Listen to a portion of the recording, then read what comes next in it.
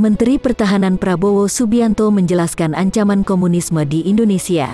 Ia meminta seluruh masyarakat tetap waspada sebab menurutnya penganut ideologi tersebut masih eksis di Indonesia.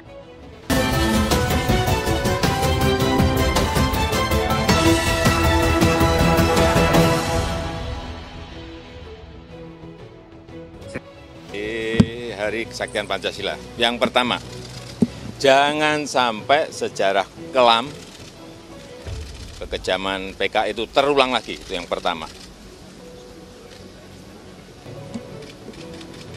Yang kedua, pegang teguh Pancasila, jaga persatuan kesatuan.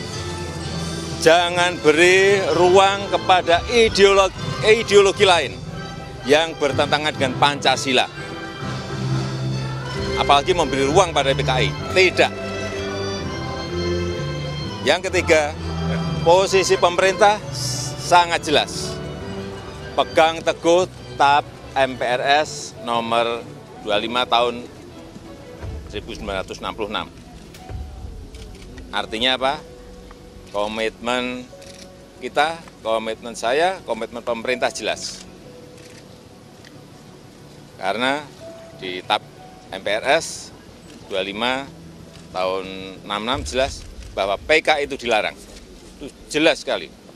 Saya kira tidak perlu saya ulang-ulang.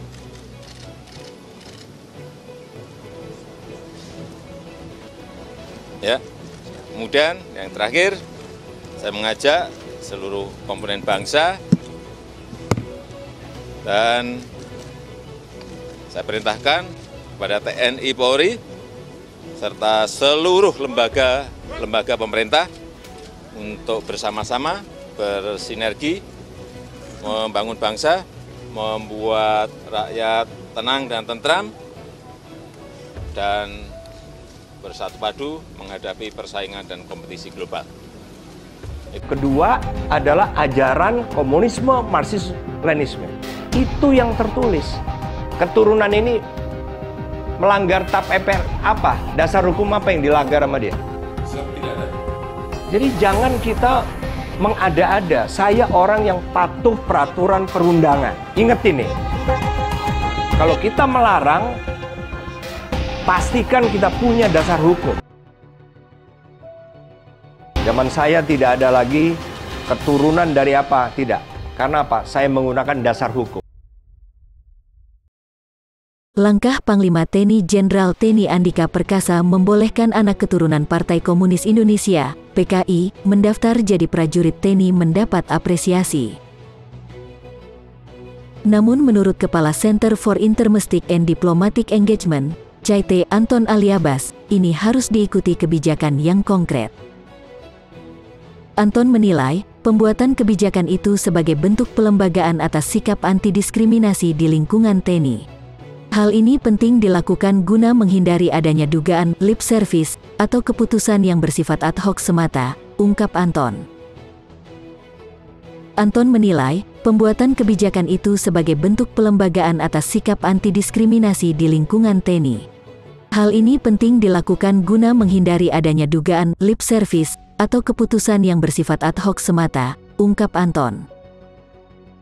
Selanjutnya, diskriminasi juga terjadi karena calon prajurit berlatar belakang di TNI, Permesta dan organisasi pemberontakan lain tidak mendapat tafsir berlebih seperti PKI.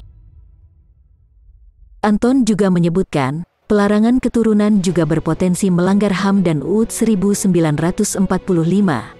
Sebab, itu menjadikan tidak semua warga negara sama kedudukannya di muka hukum dan memiliki kesempatan sama untuk mendapatkan pekerjaan layak.